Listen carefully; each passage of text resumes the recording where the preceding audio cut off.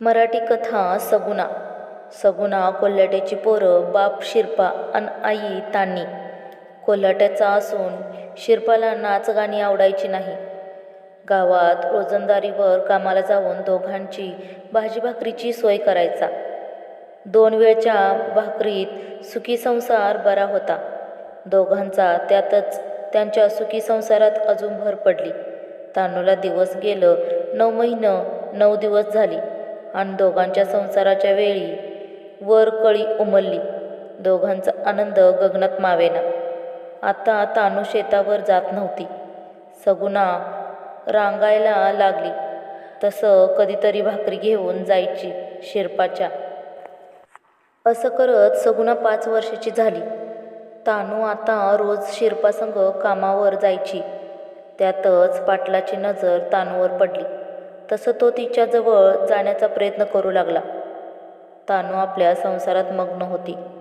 तिला पाटलाची चतुराई लक्षात आलीच नाही. आता शिरपाच्या घरी काहीतरी काम काढून पाटलाचं येणं जाणं चालू झालं.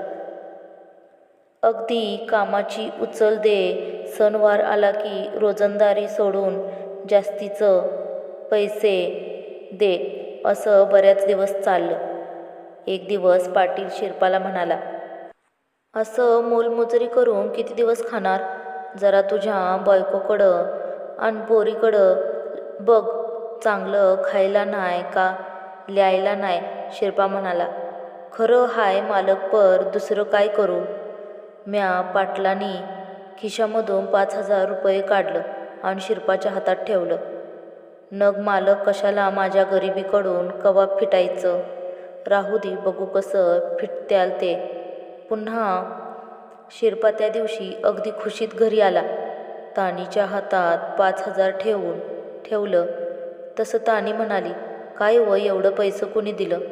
अगं मालकाने दिलं. आपली गरिबी बघून दया आली बघ त्यासनी. अगं बाई, देव माणूसच म्हणायचा की. होय ग, देव माणूसच हाय. 8 दिवस झालं पैसे देऊन.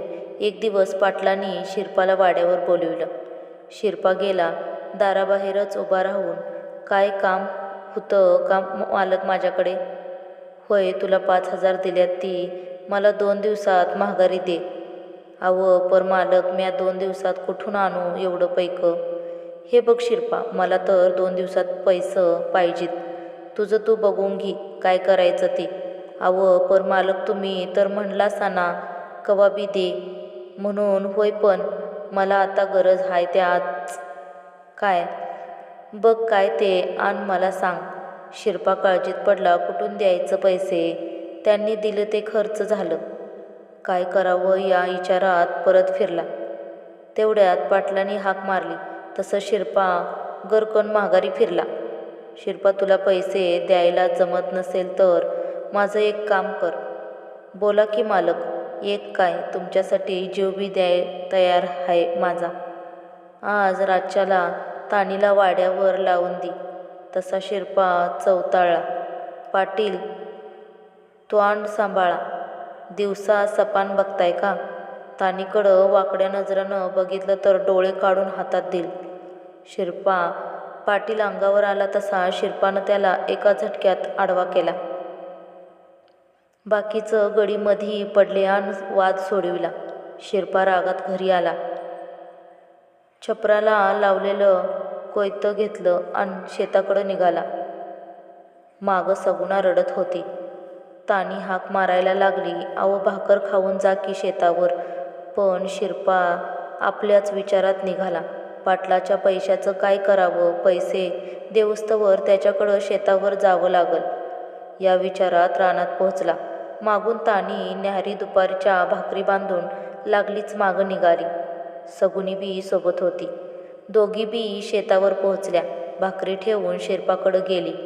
अव न्याहारी करा आणि मग काम.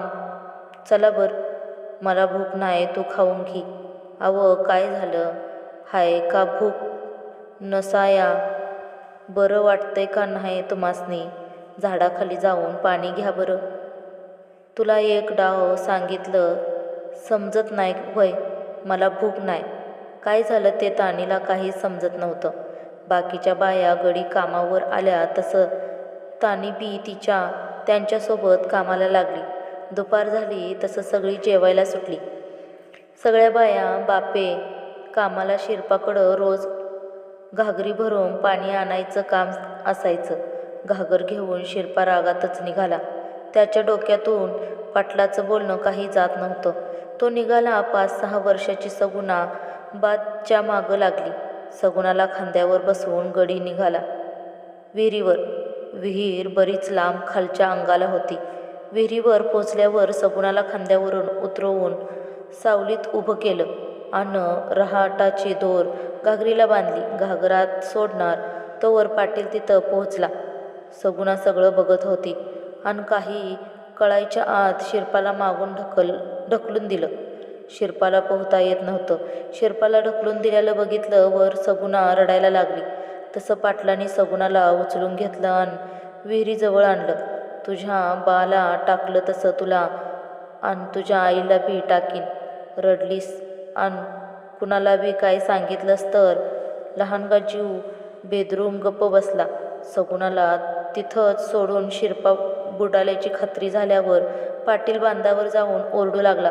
पळा पळा लवकर. शिरपा हिरीत पडला. पाटलाच्या हाकनं सगळेच घाबरून पळत सुटले. विहिरीजवळ जाऊन बघतात तर शिरपा बुडालेला. ज्यांना पोहता येत होतं त्यांनी विहिरीत उड्या घेतल्या. दोऱ्या बांधून त्याला वर काढला. पण बराच उशीर झाल्यामुळं नाकातोंडात पाणी जाऊन शिरपा जग सोडून गेला. तानीचं जगच संपलं. तिथंच मटकन खाली बसून ध्याय मोलकून हंबरडा फोडला. सगुणा भेदरलेली सगळं बघून पण लहानगा जीव पाटलांनी केलेलं न बोललेलं तिच्या ध्यानात होतं. कुणाला काही सांगावं तर आई आणि मला पाटील मारून टाकील या भीतीनं पोर गप्प होती. पाटलाचा डाव फक्ते झाला होता. शिरपाच्या क्रियाक्रमाचा सगळा खर्च पाटलांनी केला. 10-13वा झाला. तानीला काय करावं समजत नव्हतं. पोर पदरातच तिचं आणि स्वतःचं पोट भरायचं कसं ही पंचायत. तेवढ्यात पाटील घरी आला. शिरपासोबत काय झालं? बिचारी तानीला मागमूस ही नव्हता. पाटील म्हणाला, ताने काय बी काळजी करू नको. करू म्या हाय. तुला जे पाहिजे ते सांग. तुला असं वाऱ्यावर नाही सोडायचो. शिरपा माझ्या भावासारखा होता. मग असंच येणं जाणं चालू झालं पाटलाचं. कधी धान्य दे, कधी पैसे दे, असं करत तानीच्या जवळ जाण्याचा चालू झाला प्रयत्न. तानी पाटलाच्या उपकाराखाली एवढी दबली की इच्छा नसून सुद्धा तिला पाटलाचं ऐकावं लागायचं. नंतर तिला याची सवयच झाली. यातच 6-7 वर्ष निघून गेली. आता पाटील साळसूदपणे घरी यायचा. सगुणा बी आता मोठी झाली होती. पण अजूनही पाटलाचा बाला ढकललेलं इसरली नव्हती.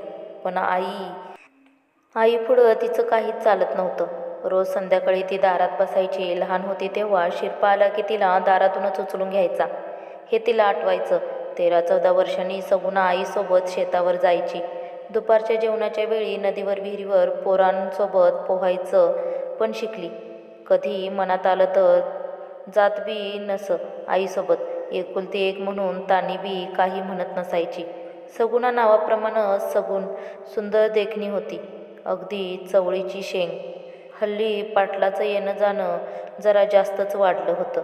सगुणाला त्याचा लय राग येई. पण कुणाचा आसरा नाही म्हणून गप्प गुमानं बसायची. सगुणे, अगं ए सगुणे. आईच्या हाकानं सगुणा भानावर आली. काय ग आहे, काय झालं? अगं काय म्हणून काय विचारतीस? तिन्ही सांजला दारात उभी राहत जाऊ नग म्हणून किती वेळा सांगितलं, पर तुझी काही सवय जात नाही. आबाळ भरून आलंय. परस दारातलं धुणं काढून आण. करड झापाखाली ठेव. होय म्हणून सगुणा परसदारी निघाली तर समोरून तो आला. तो म्हणजे पाटील. सगुणा आईला हाक दिली. आय, त्यो आला बघ. तसं तानू सगुणाची आई पदराला हात पुसत बाहेर आली. या की मालक, बाहेर का म्हण उभे हायसा? सगुणा रागात पाटलाकडं बघत राहिली. अगं ताने, तुझी लेक माझं दार अडवून बसल्यावर कसं यायचं? असं म्हणत पाटील घरात शिरला. सगुणाला पाटील आल्यालं चालायचं नाही. पण आईच्या धाकानं गप राहायची. ताने, तुझी लेक लय हुशार झाली ग म्हणत सगुणावर पाटलांनी नजर फिरवली. जाऊ द्या मालक, बारीक हाय, अजून समजत नाही तिला, होय का? मग आम्ही देऊ उद्यापासून चरवीभर दूध, म्हणजे होईल लवकर मोठी. सगुणाला त्याच्या बोलण्याची किळस यायची. एक दिवस तानी अंथरुणात पडली. लय तापानं फणफणत होती. सगुणा आईचं डोकं दाबल 2 वेळा वाकळा अंगावर टाकल्या पण कमी होईना. सगुणाला काही सुचना. घरात पैसे बी नाहीत. काय करावं समजना. तेवढ्यात तानी म्हणाली, सगुणे, पाटलाकडं जाऊन पैसे घेऊन ये थोडं. म्या नाही जायचे त्याच्याकडं, लय वंगाळ हाय तो. अगं असं काय नाही, आपल्यासाठी तुझा बा गेल्यापासून किती केलंय, पर म्या नाही जायचे. अगं बा सारखी मी बी मरल आणि मग काय करशील तू? आईचं हे ऐकून आता सगुणाचा नाईलाज झाला. तिने सांज होत आली होती. सगुणा निघाली. पाटलाच्या शेतात काम करणाऱ्या बाया भेटल्या सगुणाला. तीन इचारलं, पाटील मळ्यात हाय का गेला वाड्यावर? त्यांनी सगुणाची विचारपूस केली आणि पाटील मळ्यात असल्याचं सांगितलं. तसं सगुणा शेताच्या वाटेवरती निघाली. लांबूनच पाटील दिसला. सगुणेच्या अंगात राग संचारला, पण यायची अवस्था नजरेसमोर होती म्हणून गुमानं पाटलाजवळ गेली. आईनं पैसे मागितल्यात बरं का पाटील, बरं वाटलं की कामावर येऊन फेडते म्हणाली. पाटील म्हणाला, किती पाहिजेत पैसे? मी बी काय विचारतोय तुला?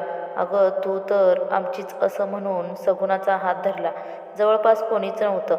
जवळजवळ अंधार पडत आलेला. त्यानं हात धरला तसं सगुणा त्याच्या हात झटकून पळून जाण्याचा प्रयत्न करू लागली, पण त्यानं तिला जोरात धरलं. सगुणा घाबरून घामघूम झाली, पण पाटील सोडत नव्हता.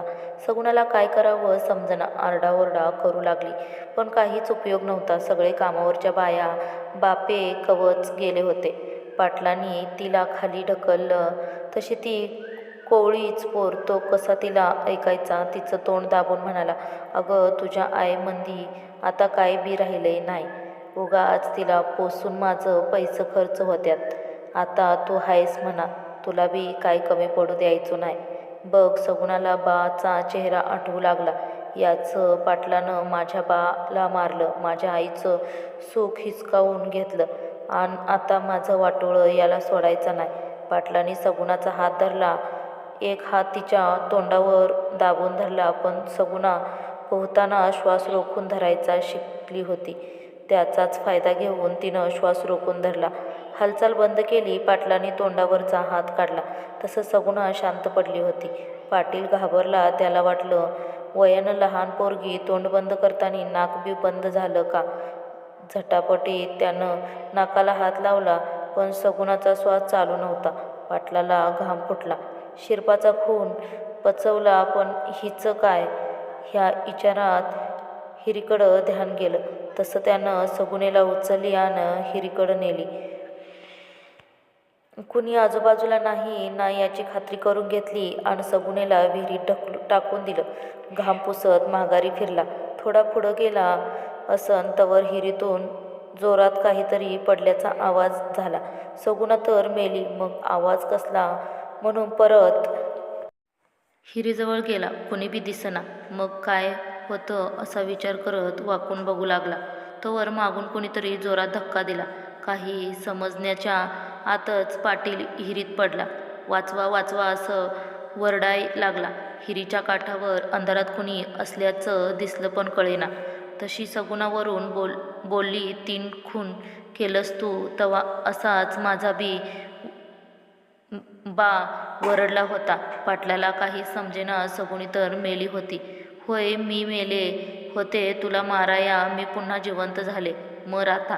सगुणाला माहीत होतं पाटलाला पवता येत नाही म्हणून. सगुणा मेली म्हणून पाटलांनी तिला हिरीत टाकली, पण त्याच्याच रानात जाऊन सगुणा पवायला त्याच हिरीत शिकली. पाटील तिला टाकून पुढं होईस्तवर खडकावरून सगुणा भराभरा वर आली.